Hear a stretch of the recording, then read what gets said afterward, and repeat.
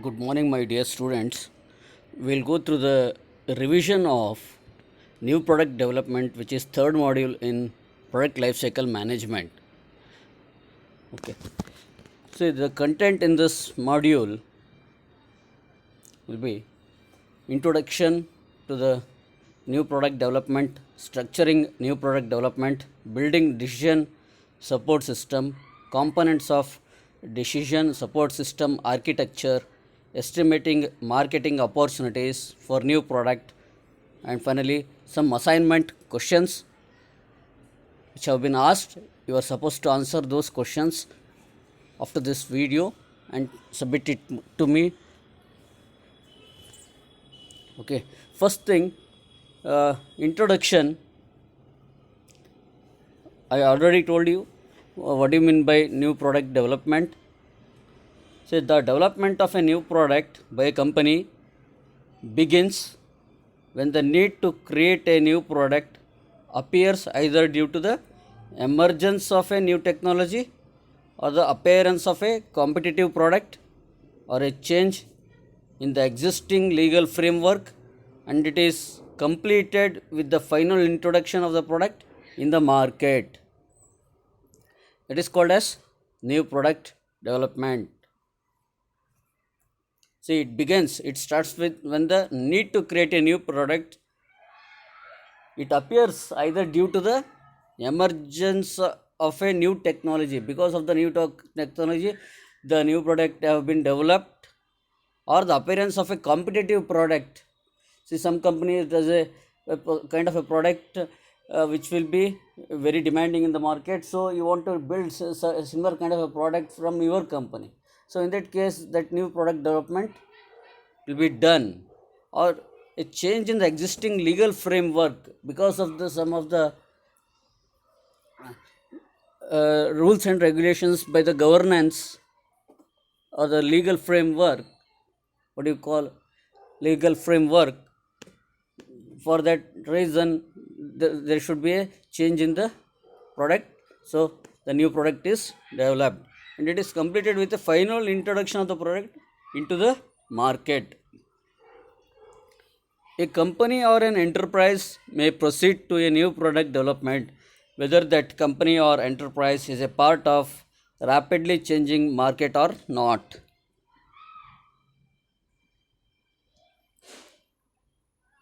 See, always, if you take any organization or an enterprise may develop a new product, irrespective of the company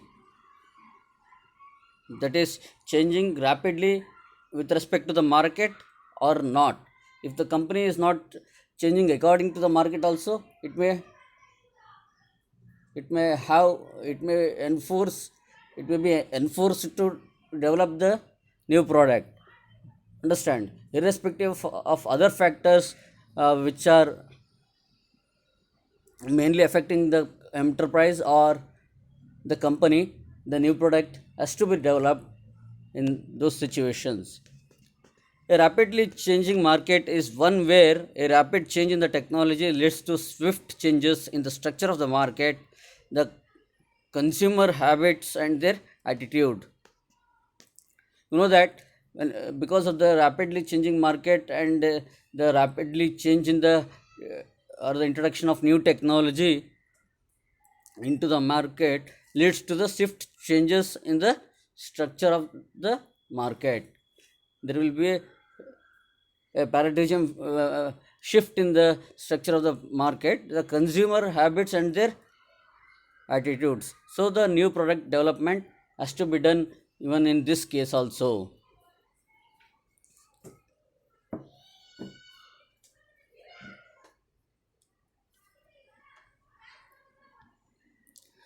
Those new products may be based on other already existing ones and acts as a complement or improvement to existing offerings, or may be totally new products based on new technology without the need of support from others.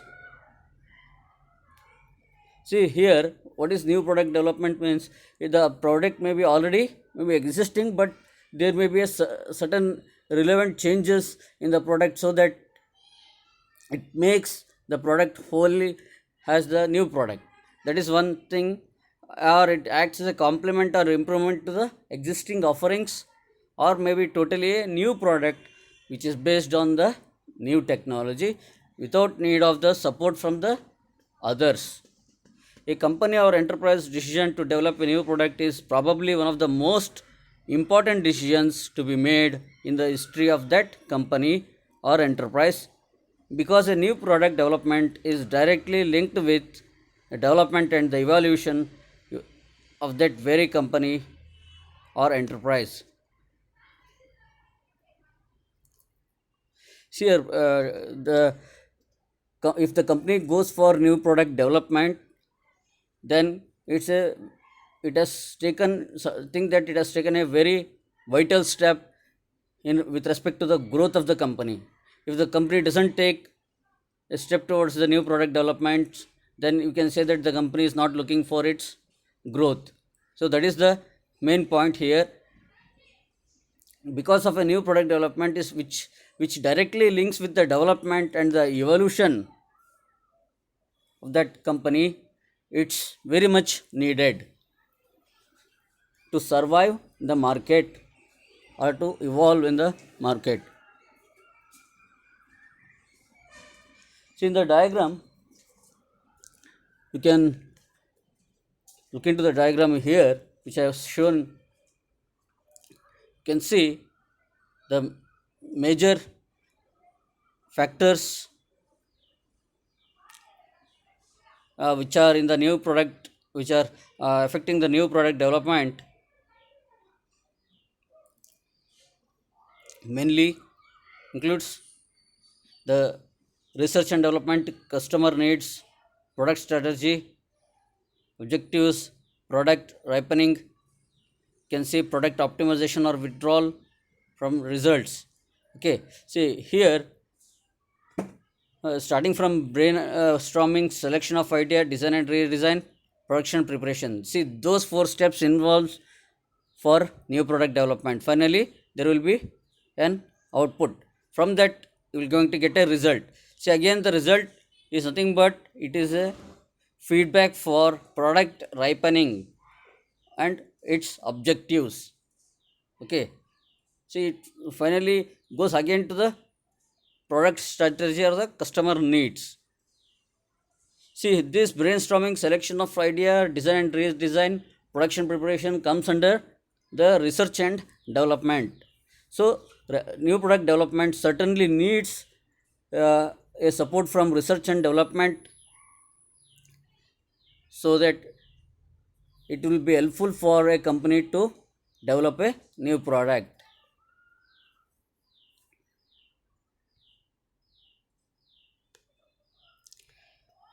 The following question, which should be raised each time, is deemed necessary for the development of a new product, and it is very characteristic and indicates the relation between a new product development and the future evolution of the company or enterprise. Where does the company stand today, and where should it be a decade later? See, the most important thing in the new product development is one has to ask in the company itself for themselves is, where does the company stand today in the market after 10 years, where it see themselves, where it should be after a decade later, or after 10 years where it should be. See that is the question. It is very characteristics and indicates the relation between a new product development and future evolution of the company. So it's based on characteristics and relationship between a new product development and future evolution of the company or enterprise. For a company to develop a new product, the development and good management of a research and development department within the company is essential. For a company to develop a new product, the development and good management of R&D department within the company is very much essential.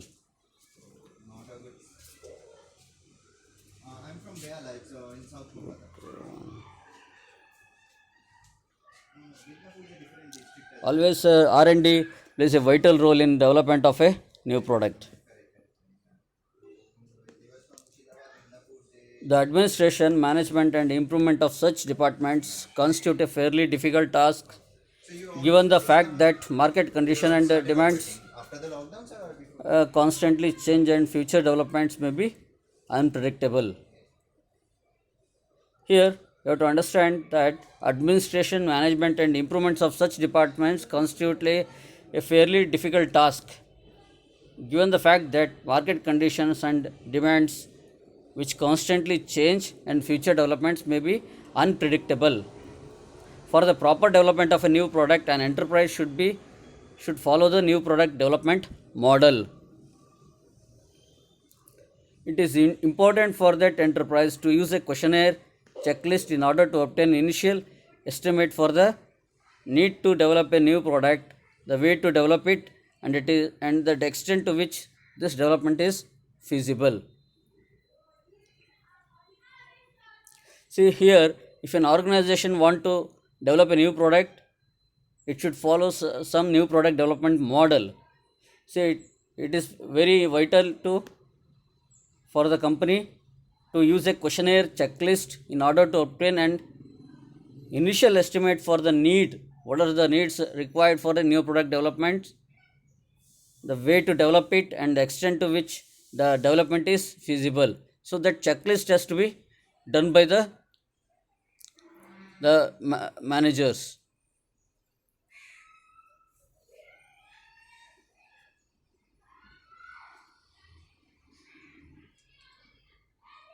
Here, one thing you have to keep in mind: the market changes always can be unpredictable because of the market, which is which is changing uncertainly. Requires a new product. So there is an uncertainty in the change in the market. Today the product may be existing, tomorrow it may elapse. So in that way, the new product development should be able to produce by a company. Structuring a new product development. So here, if you take a small business or a big business, whatever it may be, today environment is very dynamic and competitive, and new product development is a crucial process if you want to survive. It is a crucial process if you want to survive. For a small enterprise, for example, to withstand competition from multinationals, they have to constantly update their products to conform to the current trends. The new product development process is the cycle that new product has to undergo from conceptualization to the final introduction into the market.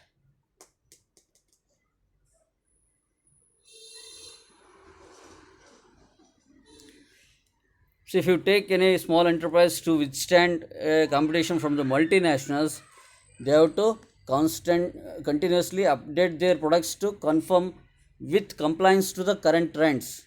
Think that there is a small organization which has to survive for many years. That means the small company should don't think that the small company should not go for new product development.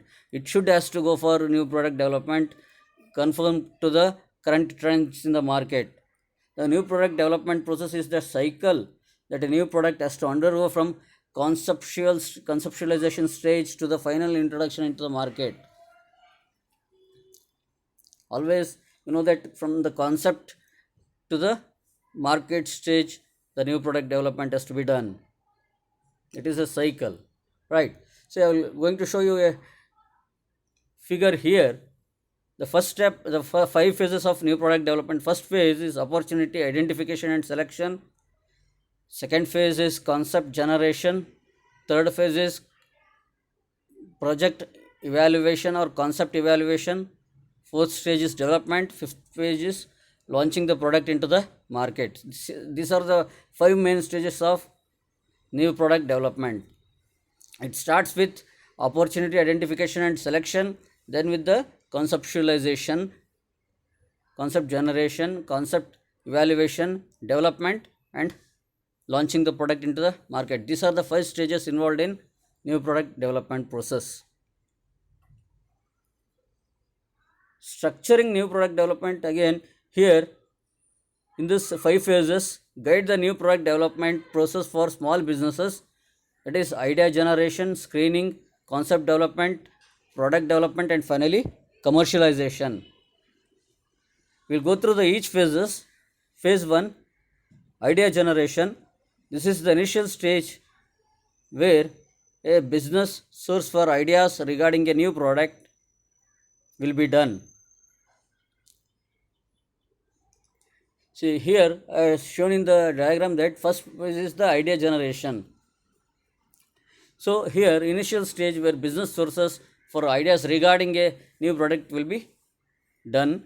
Some of the sources for new product ideas include the business customers, competitors, newspaper, journals, employees, and suppliers. See, the sources for new product will be taken from the customer needs, the competitor, what is that, and the present trend in the market, from journals, from the newspapers, from the employees, and from the suppliers. Small businesses may be limited when it comes to a technical research based idea generation techniques. See here, when you take a small organization, it is limited to the technical research based idea generation. This stage is crucial as it lays the foundation for all other phases. See, idea generation is the first stage which leads to the development, which lays the foundation for the other phases. Right? Based on idea generation, other phases are framed. The idea generation shall guide the overall process of product development. Phase 2 is screening. The generated idea have to go through a screening process to filter out the viable ones. The business seeks opinions from workers, customers, and other businesses to avoid the pursuit of costly, unfeasible ideas. The screening means the generated idea have to go through a filtering process. Whether it is feasible or not, the business seeks the opinion may be taken from workers, customers, and the other businesses to avoid the pursuit of costly, unfeasible ideas. Here, whatever the idea being generated, it has to be screened. Otherwise, it may lead to a simply waste of time and money. So here, the screening may be done from the workers, from the customers, and from other business related persons to avoid the pursuit of costly, unfeasible ideas. External industry factors affecting small businesses such as competition, legalization, and changes in technology influences the enterprise decision criteria. At the end of the screening process, the firm remains with only few feasible ideas from the large pool generated ideas. Here, in the first step, idea generation, there may be lot of ideas which may be one having in an organization. In the second phase, the screening, the feasible ideas only remain and moves further. Other ideas which are not feasible, which will be left out. So that is the meaning here.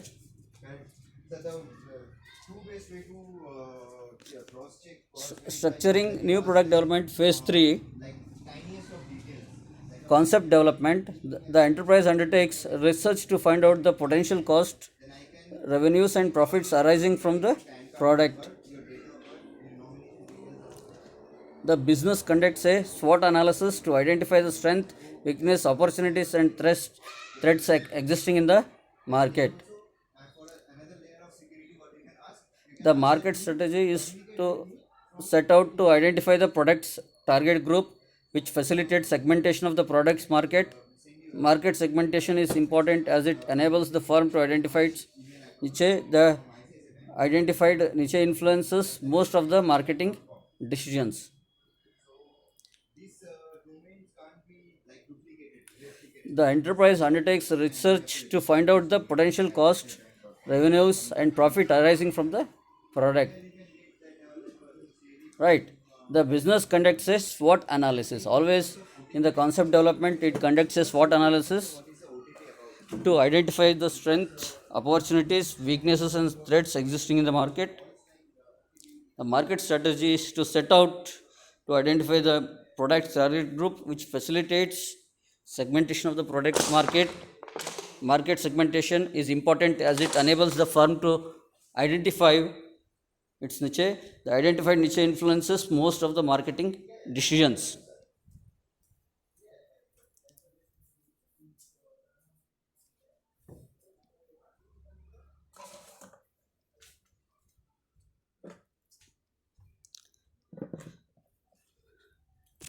This is the third phase, that is concept development.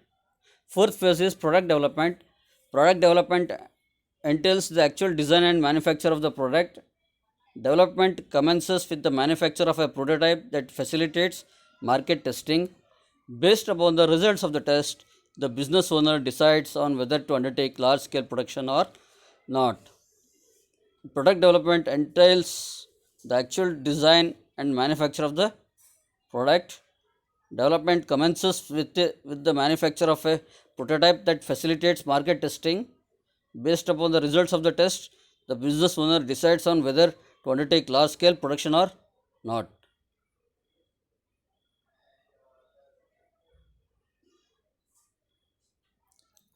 Here you know that the product development phase, it always entails starts with the actual design and manufacture of the product. Here only development commences when the manufacture of a prototype, say, for prototype may be done by 3D printing or by rapid prototyping. Based upon the results of the test, the business owner decides whether to take for the large scale production or not. Fifth phase is commercialization and rollout. Favorable results in the development stage precede large scale production and commercialization.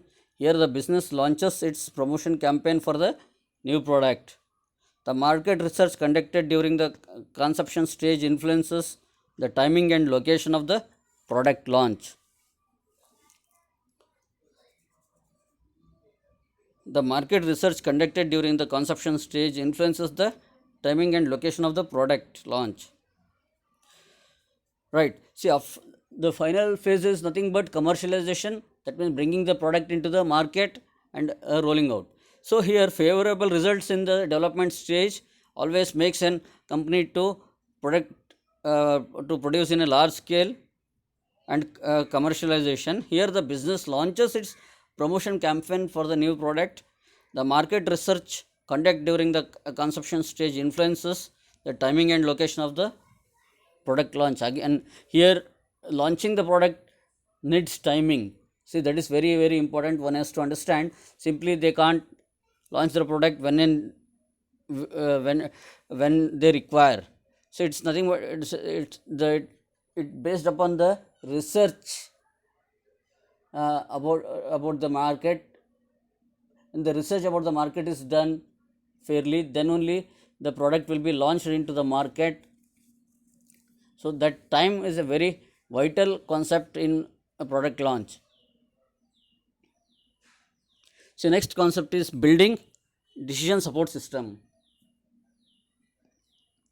A decision support system is a computer based application that collects, organizes and analyzes business data to facilitate quality business decision making for management, operations and planning.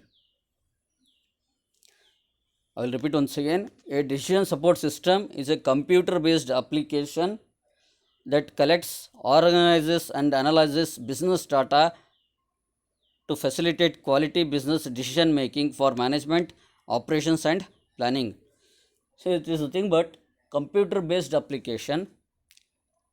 It collects, organizes and analyzes the various business data of the organization to facilitate decision making for management, operations and planning in the new product development.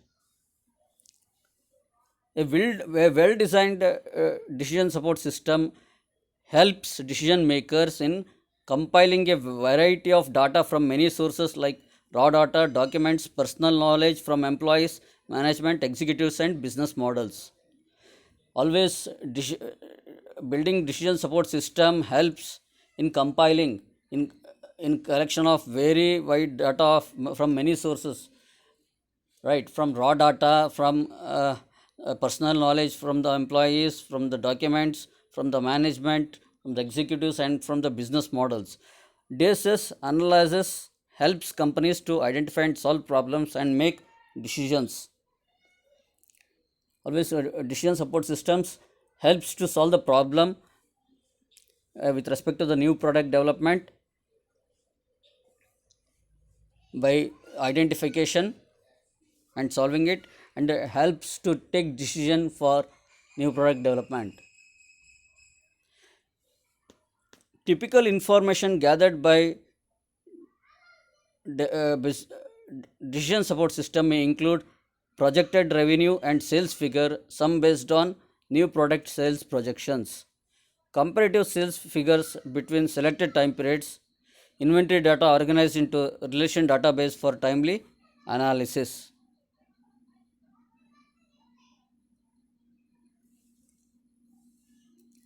Sir, the typical information gathered by a DSS may include projected revenue and sales figures, some based on new product sales projections, comparative sales figures between selected duration, inventory data organized into relation databases for timely analysis. So this is what the typical information gathered by a decision support system. In some decision support system applications, timely analysis includes the consequences or repercussions of different decision alternatives. Decision support system applications are used in many diverse fields, including medical diagnosis, credit loan verification, evaluating bids on engineering projects, business and business management, agriculture production at the farm and policy levels, forest management, and railroad. See, the meaning is here in the for the first sentence is in some of the decision support system applications, timely analysis includes the consequences of different decisions alternatives. See, what are the consequences of it? The decision taken for a new product development. It will give you the different decision alternatives.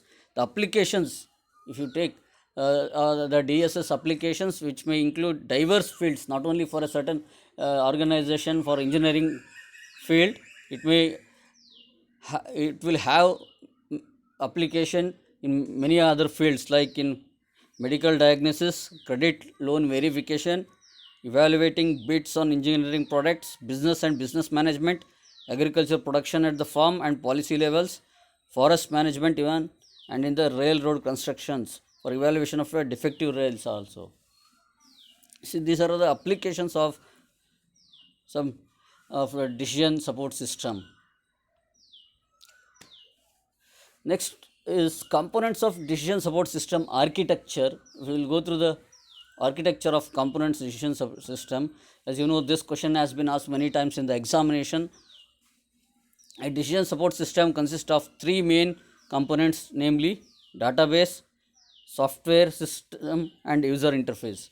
So first thing is the database, second is the software system, and third one is user interface. These are the three main components of this DSS architecture, right? You can see that in the, I will show you in the diagram. So you can see in this diagram, database is the first thing, and the DSS software system is the second, and the third component is the user, right? User interface. So this is the architecture for DSS. So first thing is DSS database. What DSS database contains? So it contains data from various sources, including internal data from the organization, the data generated from the different applications, and the external data mined from the internet, etc. The decision support system database can be small database, a standalone system, or a huge database warehouse supporting the information needs of an organization. Here it may be a small data, the database will be having the various sources, the sources like internal data from the existing from the organization, data generated by different applications, the external data mined from the internet. The database may be a small or a standalone system or a huge data warehouse supporting the information needs for an organization. To avoid the interference of decision support system with the working of operational system, the DSS database usually contains a copy of the production database.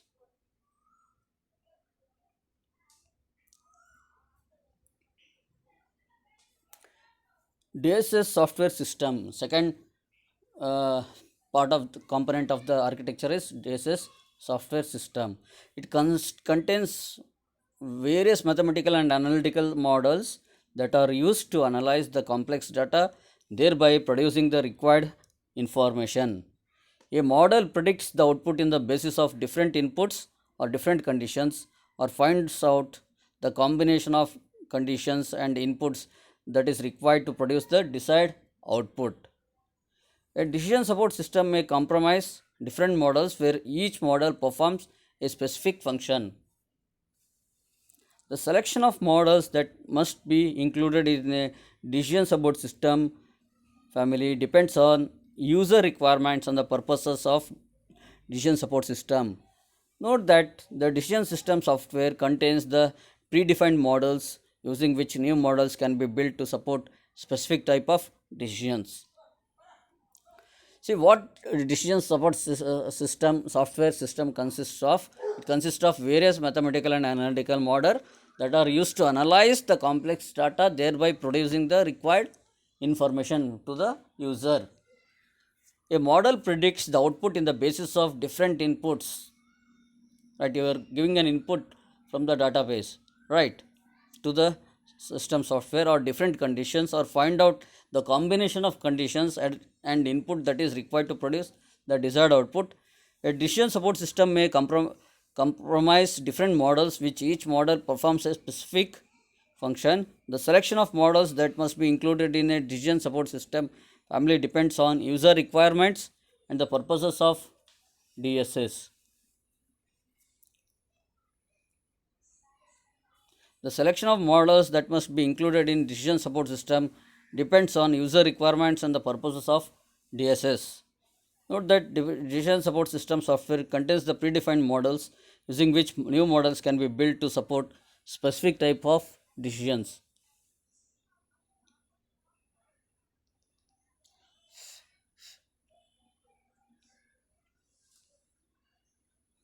See, this is what the diagram I have shown for DSS architecture. The third one is DSS user interface. It is an interactive graphical interface which makes the interaction easier between the DSS and its user. It displays the results of the analysis in the various forms such as text, tables, charts, or graphics. You know that the user interface may be a graphical interface which gives the results in the form of text, in the form of charts, or in the form of graphics. The user can select the appropriate option to view the output according to this requirement. It depends upon, see, the results shown may be text, as I told you, it may be on the graphics. It totally depends on the requirements of the decision support system personnel. So here, for example, a manager would like to view comparative sales data in the tabular form, whereas an architect creating a design plan would be more interested in viewing the results in a graphical format, right? See here, once for example, you take a manager who is interested in the comparative of the market or the sales data, in the he requires the results in the tabular form. Or for example, if you take an the architecture engineers, where they want the results in the graphical format, they want to view the design plan of an building in the graphical format. The present day decision support system built using the web based interface provides its users some special capabilities like better interactivity, facility for customization and personalization, and more ease of use.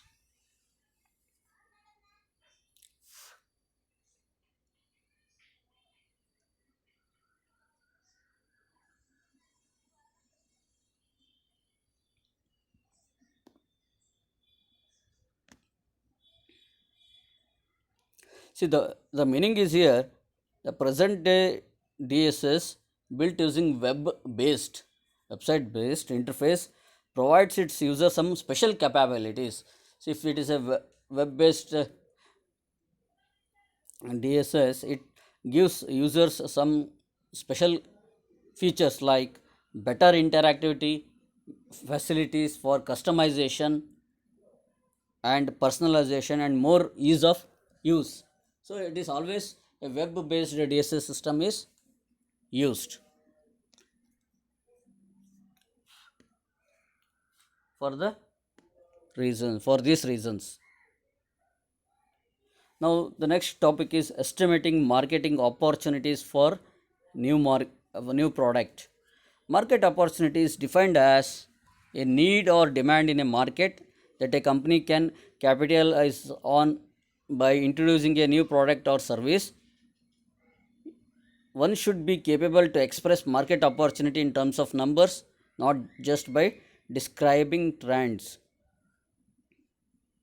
What do you mean by market opportunity? It is nothing but defined as a need or demand in a market that a company can capitalize on by introducing a new product or service. It's you should not be able to express market opportunity only in terms of in terms of numbers, not just by describing trends. For example, it's not enough to say that the current product on the market doesn't work well enough, so surgeons will want to upgrade to the new device.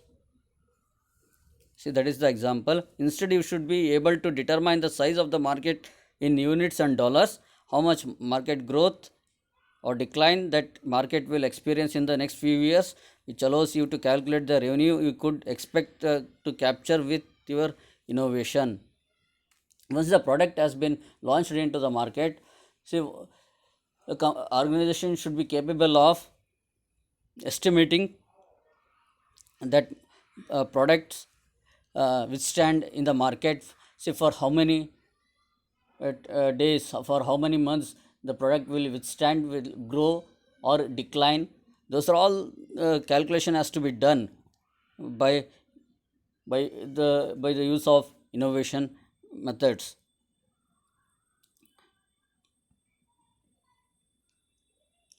To develop a clear picture of new products, potential market, and calculate market opportunity, four steps will be followed. First one is to define the target market. For the first thing, one has to need to do is decide what type of healthcare providers will use the new device. For example, in the medical thing, if you want to take as healthcare product provider, the new device, which types of patients and specific diagnosis would be the best candidates for the technology, in which types of procedures or treatment they would be using it. If this isn't clear defined at the outset, you could find that market data you collect is not accurate, at the best, or worse is misleading. See, first thing is defining the target market. See, for example, if you are marketing the medical related device, then you have to decide what type of healthcare providers will use the device, which type of patients and specific diagnosis would be the best candidate for that technology, and which type of procedures or treatment would be using it. If this is not clear, then outside you could find the market data you collect isn't accurate, and at best or worse is misleading. That you invested in product development for, there will be in little return. So in that stage, defining the target market is very important. Otherwise, the failure occurs simply by launching a new product into the market. Second thing is sizes of the market, top down or bottom up. The next step is to choose a method for sizing your target market. There are two basic methods. One is top up and top down and bottom up. First one we will consider top down. This method calculates market opportunity by using the size of a broad market in terms of total revenue from all current products used or patients treated, then taking the percentage of that market that your target represents. So what this method calculates is market opportunity by using the size of the broad market in terms of total revenue from all current products used or patients treated, then taking the percentage of that market that your target represents. That is called as top down method. Then what is bottom up method? This method looks at specific factors that will create the market, such as total number of patients undergoing treatment, for example, that would be used for your new device, and projection for the number of those treatments over the next several years. Understand, this is about the bottom up approach. See, it looks, I will define once again. This method looks at specific factors that will create the market, such as the total number of patients undergoing treatment that would use the device, and projection for the number of those treatments for the next several years. It is nothing but speculating. This is called as bottom up method. Both methods can result in valuable information, but the bottom up method may be more accurate and precise, especially if you are planning on developing a device for very specific procedure or treatment. Right, the level of accuracy and precision needed will be likely by influenced by a number of variables, such as the stage of development of your product, the risk the new product presents to your business, and the amount of data available to inform your sizing exercise. See, out of these two methods, bottom up method is more accurate and precise, especially if one is planning on developing a device for very specific procedure. The level of accuracy and precision needed will likely be influenced by large number of by variables, such as stage of development of product, the risk of the new product presents to do your business, and the amount of data available to inform your sizing exercise.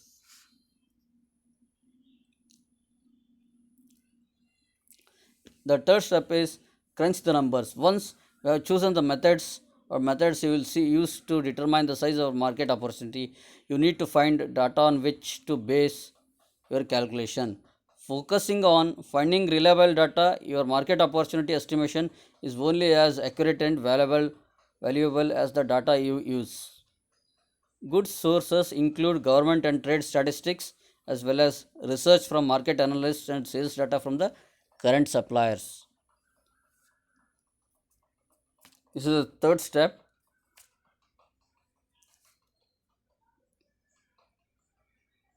Once you have chosen the method, think that you have chosen a bottom up method, you will use to determine the size of the market opportunity. You need to find the data on which to base your calculation, focusing on finding reliable data. Your market opportunity estimation is only as accurate and valuable as that the data to be used. Good sources include government and trade statistics, as well as research from market analysts, sales data from current suppliers, etc. Fourth stage is verify accuracy lifetime. Using one method with data from one source will give you a one-dimensional view to market opportunity. If you only evaluate one set of numbers, you could be basing the future of your business on inaccurate result. Too high and the income you are counting on won't be there. Too low and you may decide not to develop, missing the opportunity of a lifetime. See, verifying accuracy lifetime, therefore it is important. Using one method with the data from one source will give you a only one dimensional view of the market opportunity. If you only evaluate one set of numbers, you could be basing the future of your business on inaccurate results, or you may get chaos with that results. So to be too high and income you are counting on won't be there, too low, you may decide not to develop, missing the opportunity of a lifetime. So you have to take optimum set of numbers so that you should not miss the opportunity for a lifetime, right? The too high or too low is doesn't suits. Then apply the Goldilocks principle.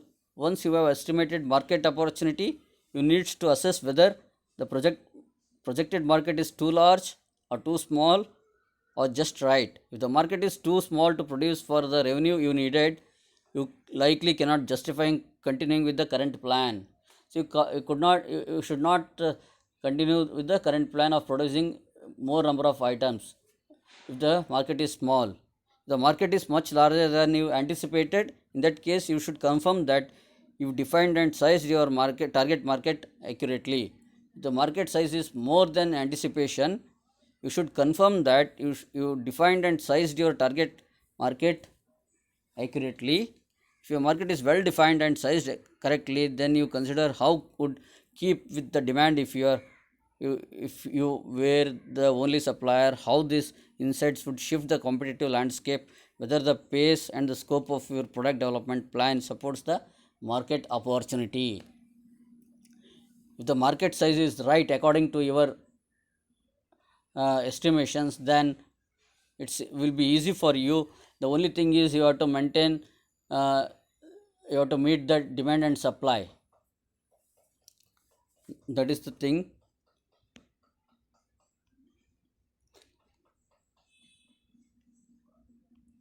So you can see here the market sizing depends on, it covers up with most of the things. See, target user, market trend, major competitors, product service availability, funds available, potential market size. So market sizing depends on all these factors. It encompasses, for example, the target user. Who is the target user for a particular product? The market trend. See, what is the present type of trend? For example, you are producing manufacturing a gearbox. What is the present market trend? Which type of gearbox is large in demand in the market? Which type of which type of customer is going to use that? That is the target user. Potential market size. See how many gearboxes one has to produce, and what is the market size? It is very large or too small, or it is optimized market size. The funds available. So it depends upon the funds available within the company organization. Also, product service available for that particular gearbox what you have developed. Major competitors. Who are the major competitors? Depends on the market sizing. See, all these factors determines the market sizing.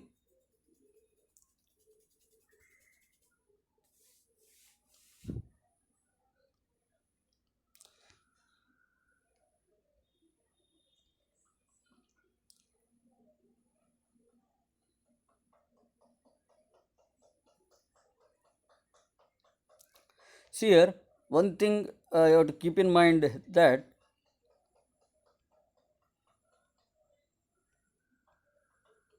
estimating market opportunities for new product will be having this four steps: defining the target market, size the market top down or bottom up, crunch the numbers, verify accuracy lifetime. And the fifth one is applying the gold click locks principle also is a part of the estimation, right? See this, therefore, estimating market opportunities, when they ask the question estimating market opportunities for new product, you have to write these steps. Okay, I will brief out the contents. What I thought to you today is, see, introduction to the new product development. What do you mean by new product development? Why the new product development is required and what for it is required? Structuring new product development. I thought regarding the structuring of new product development, I have shown you the diagram of the structure is starting from the idea generation to the launching. Okay, that is the structure, building decision support system, components of DSS architecture. That is, I have shown you the diagram. You have to explain that with the help of the diagram, which consists of system, software, users, right? Estimating market opportunities for new product. I have told you the steps involved in estimating market opportunities. So please always keep in mind, try to understand the concepts comprehensively and try to write the in point wise so that the evaluator can easily understand and provide you the good marks. Otherwise, if you write on your own sentences which may confuse the evaluator, should not do that. So if they ask, for example, what is a bottom up and top down approach method, you have to explain that with the help of an example. I given your here in the medical device with an example. So always try to explain with an example in such cases. See, wherever it is possible, you draw the diagram wherever it is necessary. For example, components of DSS architecture, what I have shown you, you have to draw this diagram. See here, DSS database, the three main components of DSS architecture: database, software system, and the user interface. See, always try to draw the diagram wherever it is needed. Please always keep in mind these concepts well before answering the questions. So I have given here the two questions as an assignment questions.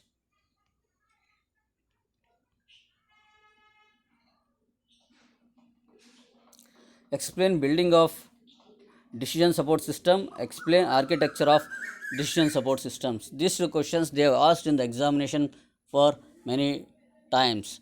So please write answers for these assignment questions and submit through within appropriate time so that you will get an attendance. Otherwise, if you are not submitting in time, you will not get a attendance. I will mark it as an absent. Right. I hope you have understood. If you have any doubts regarding the any concepts, please ask the questions or any or the queries. If you want any topic to be revised, I am always for you. I will be helping for you students in that case. See here, the concept is here in this subject is you have to understand each and every topic comprehensively so that you have to write specifically. You should not miss that technical uh, point of view explanation. You just can't simply write whatever you want. Here you have to write specifically, right? For example, you see in this assignment question, explain architecture of DSS. First thing you have to draw. You don't think they have not asked the sketch here. Even though they have not asked in the question, it is understood that you have to draw the diagram of the DSS architecture, database, the three components. What are the three components? The database, system, software, and the user interface. How to draw the diagram and explain each and every component. Right. So here this ends the one part of the new product development module. In the next class, I will continue with the other topics of the new product development.